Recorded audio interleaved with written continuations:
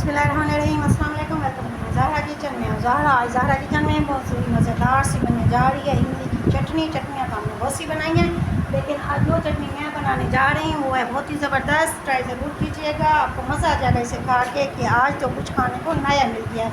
ये देखिए, ये मेरे पास ग्राइंडर, इसमें मैं डालूँगी आधी प्याली मेरे पास है इमली का पानी। इसके अंदर आप मैं डालूँगी अपनी ये कुटी हुई लाल मिर्च 1/4, इसमें ये शामिल करेंगे, और नमक डालूंगी मैं इसके अंदर हस्बे ज़ायक़ा। बार बार इसलिए कहती हूँ ताकि आपके टेस्ट के मुताबिक नमक जितना आप पसंद करें इस्तेमाल कर सकें। अब ये मेरे पास टमाटर, आधा टमाटर था, बड़े वाला था। अगर छोटा है तो आप एक ले सकते हैं, बड़ा है तो आधा। और ये है मेरे पास सब्ज़ मिर्च 1 अदद बड़ी कटी हुई। ये है मेरे पास लहसुन के 2 से 3 जवे। ये है मेरे पास पुदीना आधी गड्डी। इस सब को डाला है हमने इसके अंदर। प्लेट को करना है अच्छी तरह साफ़ ताकि कोई चीज़ ज़ाया ना हो। अब हमने इसे क्या करना है, अच्छा सा करना है इसको ग्रैंड।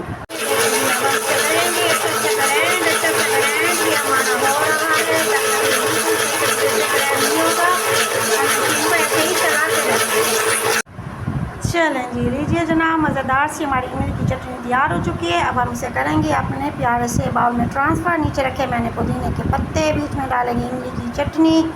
ये देखें जी, बहुत ही मज़ेदार सी इमली की चटनी हमारी हो चुकी है तैयार। तंदूर की रोटी के साथ लें, सलाद के साथ लें, राइस के साथ लें, कबाब के साथ लें, जैसे आपका दिल करे वैसे आप इसे यूज़ कर सकते हैं। बहुत ही मज़ेदार सी है, ट्राई ज़रूर कीजिएगा। और अगर आपको मेरी ये डिश पसंद आई हो, छोटी सी ये मेहनत पसंद आई हो, तो मेरे चैनल को सब्सक्राइब, लाइक और शेयर ज़रूर कीजिएगा ताकि मेरी आने वाली हर नई डिश आप तक पहुँच सके। चलें, ज़हरा को दीजिए इजाज़त। दुआओं में रखिएगा याद, आप अपने घर वालों का बहुत ज़्यादा रखिएगा ख्याल। अस्सलाम वालेकुम रहमतुल्लाहि व बरकातुहू। अल्लाह हाफ़िज़। मिलते हैं नई रेसिपी के साथ।